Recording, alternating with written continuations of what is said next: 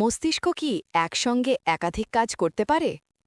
তরুণদের হাতে হাতে smartphone, internet, WhatsApp, Messenger, Instagram, Facebook, video game থেকে শুরু করে হাজার রকমের ডিজিটাল পদ্ধতি নিয়ে ওরা এখন দিনরাত ব্যস্ত। সারাক্ষণ মুঠোফোন টিপছে। অভিভাবকেরা চিন্তিত, মুঠোফোনে আকৃষ্ট হয়ে ওদের চোখ নষ্ট তো হবেই, এমনকি মাথাও নষ্ট হতে পারে। লেখাপড়ার তো 12টা বাজবেই। কিন্তু বাস্তবে অবস্থা ততটা খারাপ নয়। এটা ঠিক যে নেশার মতো মুঠোফোনে আকৃষ্ট হলে কিছু ক্ষতি হতে পারে, কিন্তু কিছু মোবাইল অ্যাপে বুদ্ধি খাটিয়ে সমস্যা সমাধানে ব্যস্ত থাকলে ক্ষতি নেই, বরং মস্তিষ্কের উন্নতিও হয়।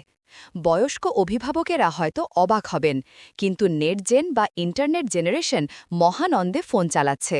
এতে তাদের মনের আনন্দ যেমন বাড়ে, তেমনি মস্তিষ্কের দ্রুত চিন্তাশক্তির সক্ষমতাও বাড়ে। কারণ এ ধরনের অ্যাপে একসঙ্গে ৩ থেকে ৪টা অপশন তুলনামূলক বিচার বিশ্লেষণ করে মুহূর্তের মধ্যে সিদ্ধান্ত নিতে হয়।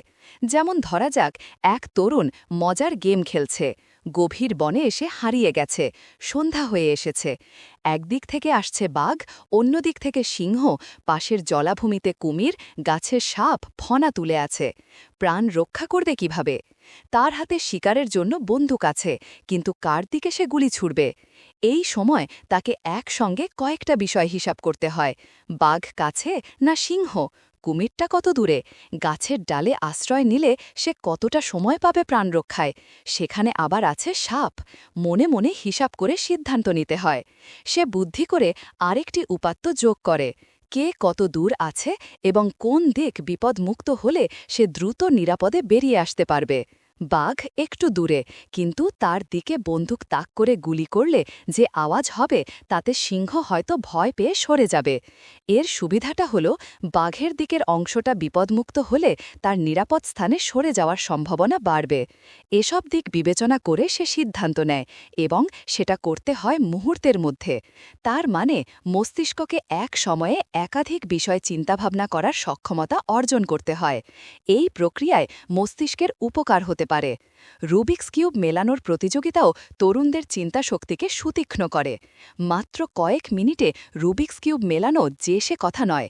একজন তরুণ চোখ বন্ধ করে রেখে কয়েক মিনিটের মধ্যে রুবিক্স কিউব মেলাতে পারে।